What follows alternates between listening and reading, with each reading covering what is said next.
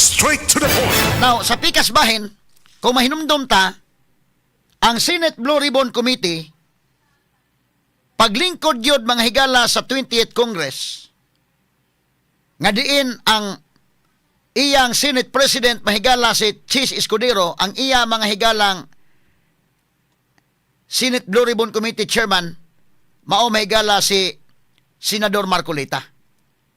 Nagkuditaman mga kaigalang Senado, napuli si Tito Soto o gipulihan pod ang chairman sa Senate Blue Ribbon Committee nga mao si Ping Lacson.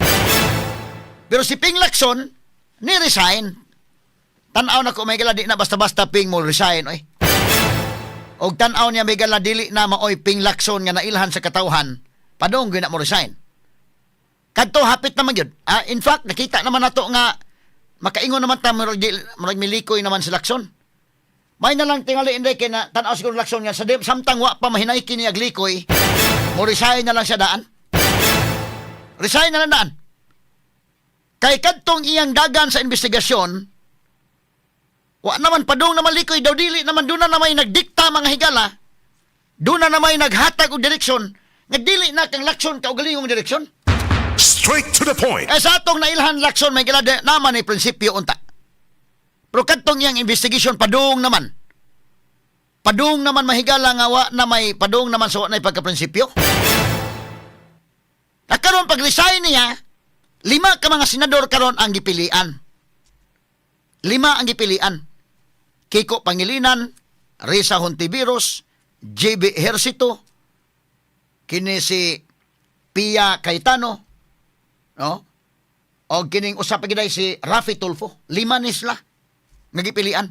Nya samtang wa pay napili, si Erwin Tulfo ron maoy ni take over as vice chairman. Unsa may mahitabuan ni? Si Pia Cayetano ingon siya nga iya sang una-unaon magampo sa siya o makaya ba niya?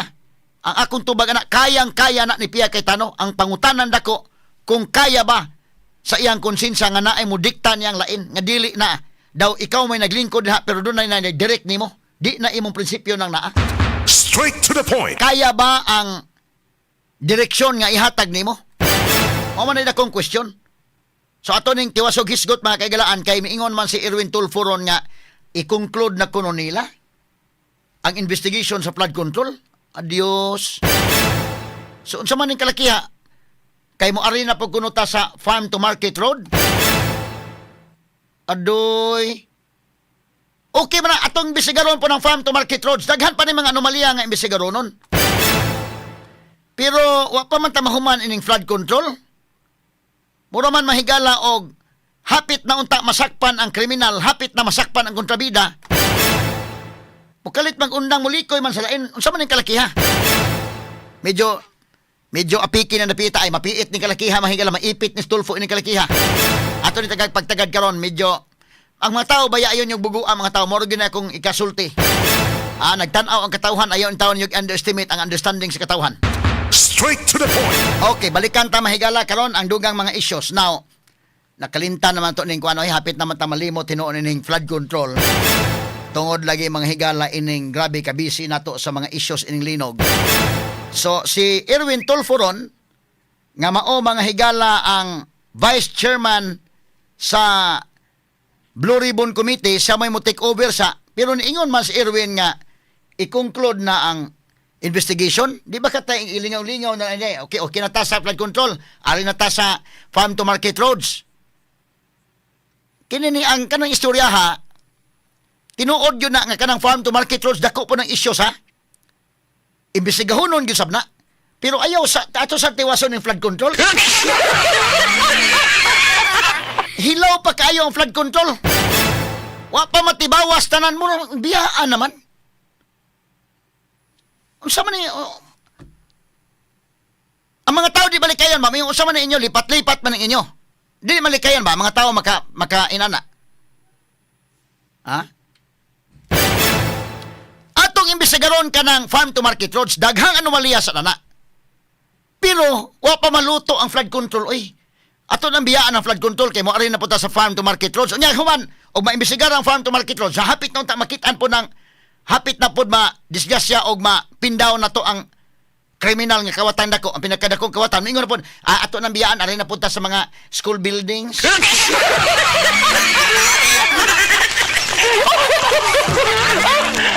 Kini ako lang nag-agi katawa-katawa ha, pero nakadetect ang mga tao medyo lahi ng inyong kalaki da. Straight to the point.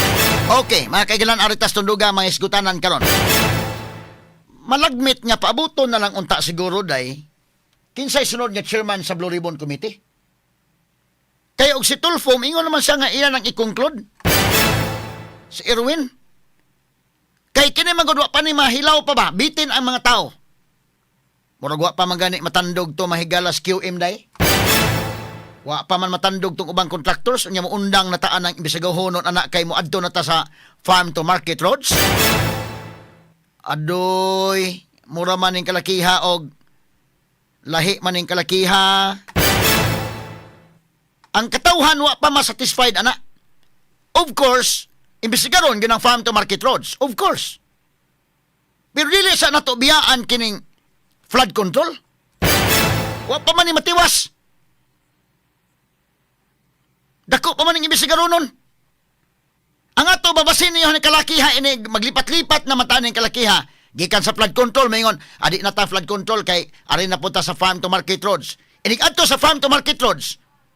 Nag-imbestigar og niya hapit na pud makita ang buayang dako. Hapit na pud madakpan maingon pud niyan ato na nang biyaan kay ari na punta sa street lighting. Ayay. Unya magsigit ang sunod-sunod og si street lighting ta. Pag ingon street lighting nga okay na kana na ang hapit ta madakpan ang buaya maingon nga ayaw. Kana na ang moari na punta sa mga kuan kay problema dako ning mga eskwelahan nga sa DepEd. Inig adto sa eskwelahan sa mga school buildings nya hapit na pud masakpan ang buaya maingon pud aritas corruption sa armed forces. Wa tay kahumanan ining kalakiha ay. Asa man padong ni padong sa katunggan kining kalakiha ay. Ha? Nya ang mga tao nga nagtan-aw mahigala kasabot oy. Nakasabot. Kinidaan mga higala ron kining Marines. Nya si Orly Gutisa. Ang sunod nga chairman bisag mismo si Erwin Tulfo nga may vice chairman. O nya mao karon mga higalay mo serve as temporarily may mo serve as chairman sa Senate Blue Ribbon Committee or bisan kinsa ang mosunod nga chairman ng Senate Blue Ribbon Committee ipatawag o balik ta si Gutisa og mahimo ipatawag sa tungkuan kay mo naman ilang gibungkag hinuon may gala si Gutisa ang iyang allegation mao na ginay maayo nga kinagyod kana na gyud mo imong tan-awon kay ang substance ana ni connect na gyud ngadtong Saldico ni connect na yung Martin Romualdez. Karon nga ni connect na gitabangan og guba ang credibility mahigala ni kini ang Gutisa. Dili nila maguba ang substance, ang ilang giguba ang kilid-kilid ba lang. Unsa man ang katong notarization? Ano na inana man nga notarization? Og bisan kinsa manghigalang na nakasuway na. Of course sa community of lawyers kasabot man na sila mahigala ang sitwasyon na. Og katong mga dili lawyers kahibaw man mo diha labi na katong nakasuway og nagpanotaryo diha. Og notaryo lang mahigala nga jurat lagi kinahanglan ang uban kumpiyansa man kay ana. Dili na mao ha. Ang pinaka sakto gina mo atubang ginang afayan sa lawyer. Mao gini sakto, mao gini proper. Pero na uban mahigala kumpiyansa man. Og acknowledgement na ila ginang iklaro. Pero og mingon ta julat-julat lang, mingon na sige wala na diha. Muna nga kaning naminaw na karon, daghan aning nakapaminaw na to sa broadcast. Nga magka-relate nga kapila mo nagpa ni-execute og affidavit, labi na kung gamay ra nga affidavit of loss lang inana. Ang nawagtang ID ra sa SSS, labi na kung ang nawagtang ID ra sa eskwelahan, ang imong anak karon nga nawa ang iyang ID, dili isyuhan og laing ID kung dili maka-execute og affidavit of loss. Maingon na siya panotaryo na to City Hall ay. Inig-notaryo nimo sa City Hall with due respect sa ato mga lawyer sa City Hall. Kay daghan man mga tarong po diha, no? Pero na po uban po nga kanang gipaagi lang kanay mga manawag na notaryo na. Wa mo magkita sa abogado. Nanotaryuhan. Unya, ang substance anak karon mao gyud imong maguba na ginang credibility ana tungod anang sitwasyon na nga daghan man ning hitabo ron nga nagpanotaryo wa magkita sa abogado. Mo ni nahitabo ining Orly Gutisa. Be kung imbestigaro na ron, ipatawag ng abogado ko no. Ipatawag na si Gutisa nga unsang hitabuan nga ngano na notaryuhan na. Pero ingon ta nga ang substance affidavit intact ng substance ana. Munay dapat unta og tinuod kang investigator. Tinuod kang investigator mo na imong tan-awon nga portion. Og ang atong tuyo nga masakpan ang buaya ba? Ang kanang whistleblower ron, ang substance sa iyang affidavit mo na pinaka-importante. Dili ang diya sa kilid-kilid. Gilipat-lipat ani dagana kay murag ilang gipadako manghigala ang dili mas kilid-kilid. Nga wa makuha ng notaryo mo na. Now, ang question na ron dako. Kinsa may dunay tulubagon ana ron kanang notaryo ug wa na magatubang? Ang lawyer may ipatawag ana ron didto manghigala sa korte. O ipatawag nga sa Supreme Court ang kalakiha nganong naunsa na. Gipapirmahan na si mga sekretary na unsa kang hitabuan na. Kay og kadto si Lacson may gala di man to nimo mabila ko nakaingon. Ni-resign yung Lacson kadugayan, nakasabot na siya murag dili naman ni mao siya. Tanaw ha, akong ibalik kadali ning affidavit ha. Nya gipirmahan ning abogado. Asa man to na kini oh. I-zoom in ko no dong. Bala di ako makita kung naong dong kana oh. Si Orly Gutisa. Mao na. Orly Gutisa oh. Mao na iyang panumpaan mahigala nga pamahayag ha. Oh. Mao na ang iyang pamahayag nining Orly Gutisa.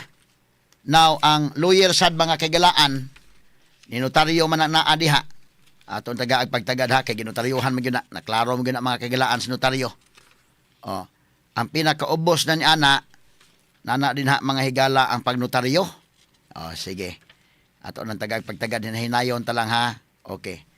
Oh. Mo na iyang affidavit.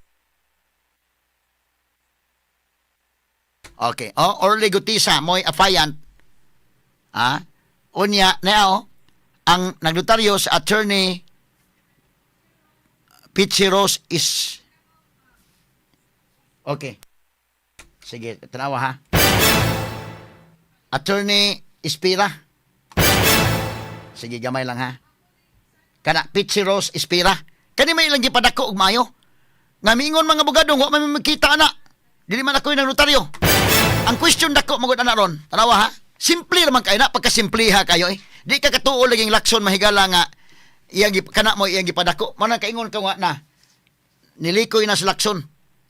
Kung atong pangitaon ang kawatan, ayaw nang kilid-kilid nga isyo. Ayaw nang kilid-kilid nga isyo. Gitagaan na mo karon atong ugalon og maayo ang substance ini iyang affidavit o gusto mo makita ng kawatan. Anitabo ang whistleblower mo na may gitirahan day. Baka ko ni si Kwan. Tungod ana, gamay man kayo na mga higala nga isyo. Ikumparar nimo kung gusto kang masayod. Nining dako kay problema sa flood control project nga iyang gisaysay daron. Tanawa ha, akong ipadulan. Og kini si Orly Gutisa naghimo-himo ra ni siya ani. Ngano man nga kanang maong abogado na ipirma sa abogado. Naa siya mahigalay notarial seal. Naa siya kanang naa sa mga higalay dry seal.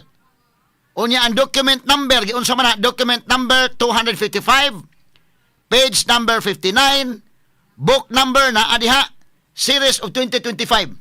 Straight to the point. Kana giunsa man na pagkuha ni Gutisa day. Simple anak ka pagkasayo na anang isyuha oy. Giunsa man na pagkuha ni Gutisa. So doon na hinungdan daron. Basig maparihan ni sa City Hall nga tawag-tawag balag notaryo. Notaryo na. Total, jurat naman na. Pagtanawa, mahibaw nga i-presentar na sa Senate day. Kumpiyansa lang siya. Butangi, tatakin na. Pirmahin lang sekretary. Kay kung si Gutisa maoy naghimo ana nganong naa may document number. Ma-check man na sa notarial book. Nganong naa may page number. Nganong naa may book number. Unya kinini ang di man na mahimo nag i-submit doon sa korte kanang gi pirmahan mahigala sa kwan sa abogado mga sukitig paminaw kanang ginotaryuhan i-submit man sa korte. Simple kay na oy. O gusto nimong susihon ang kamatuoran, so sige padako na day kasi si Orly Gutisa baka akong dako. uroy na palihan na sa City Hall. Nawad-an ka affidavit of loss, tinuod man ka nawad ag pitaka ron, nawa imong SSID, nawa imong driver's license. Unya nagpanotaryo ka kay affidavit of loss. Maway kwenta di ay tungod kay wa mo magkita sa abogado. Kana labi pag nagpanotaryo ka sa City Hall? Ha? Nya gawas pa ni ana o gusto mo kamaturan kana siya nga pagpanumpa tubangan sa abogado. Cured siya tungod kay nanumpa si Gutisa at tubangan sa Senado. Under oath siya dito sa dihang ihatag siya sa testimony. Straight to the point. Pagkasimple kayo mga kaigalaang Hesus Ginoo ko. Mura sila og mo na nakain ko lakson ni likoy na. Nya tan-aw niya murag na klaro na iyang paglikoy taon di na siguro niya kaya ba. Mo na kanang pag resign ni lakson day dako kanang kahulugan indekin. Asa mo dalis lakson og resign og wala hinungdan. Ni resign taon lakson mga sugiti paminaw tan-aw siguro niya di na makaya gyud. Unsa ning dikta nila mga kaigalaan nga himuon bitaw kang kiko. Straight to the point. Mao na diha mga higala nga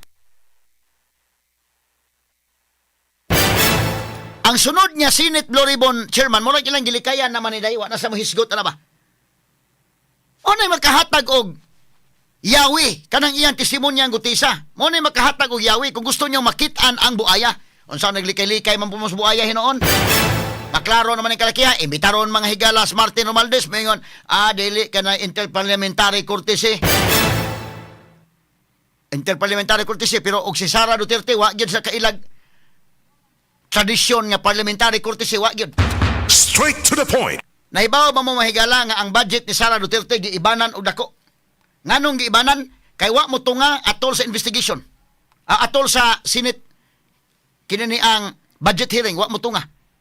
Matod pa mga higalas mga congressman, brat, kay wa mo tunga. Brat ang tawag ni Sara. Unya din si Sara na panahon nang wa mo tunga diri sa Cebu. Niduaw sa mga nabiktima sa linog dito sa Northern Cebu. Documented na. Straight to the point. Pero unsay ngan sa mga congressman, kay wa mo tunga sa budget hearing, brat. Nya si Martin Romualdez og si Saldico imbitaron mingon dili lang kay interparliamentary courtesy.